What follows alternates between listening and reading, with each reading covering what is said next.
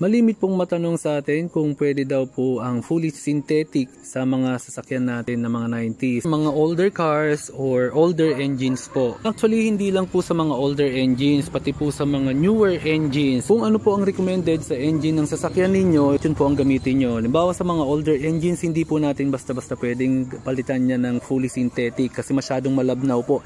Ang mga engines po na yan, mga older cars, ay designed for thicker oil viscosity po. Pag nagpalit po tayo sa fully synthetic, which is not designed para sa kanya at masyado pong malabnaw ang kanyang viscosity, maari pong mag-leaking yan and mag-iingay po. Same way po sa mga cars with newer engines, hindi po advisable na gumamit ng thicker oil viscosity. So kung ano pong recommended sa sasakyan natin, yun lang po ang ilagay natin para po maalagaan mabuti yung engine ng mga sasakyan natin at hahaba yung kanilang buhay. And dahil nga po ang malimit magtanong sa atin ay mga Nissan Sentra owners with GA series engine, ang recommended engine oil po dyan ay 5W30, 5W40, 10W30, 10W40. Pero kung lagi nyo pong gamit ang mga sasakyan ninyo sa long drive, lalo na yung babaran takbo talaga at babaran traffic, lalo na yung pinupuntahan ninyo, malimit ay yung mga paakyat, kung yan po ang lagi nyong dinadaanan, lalong-lalo na po pag tag-init, ay suggest po gumamit kayo ng 15W30 or 15W40. Mababad man ang engine ninyo sa andar ay hindi masyadong numipis ang viscosity ng oil.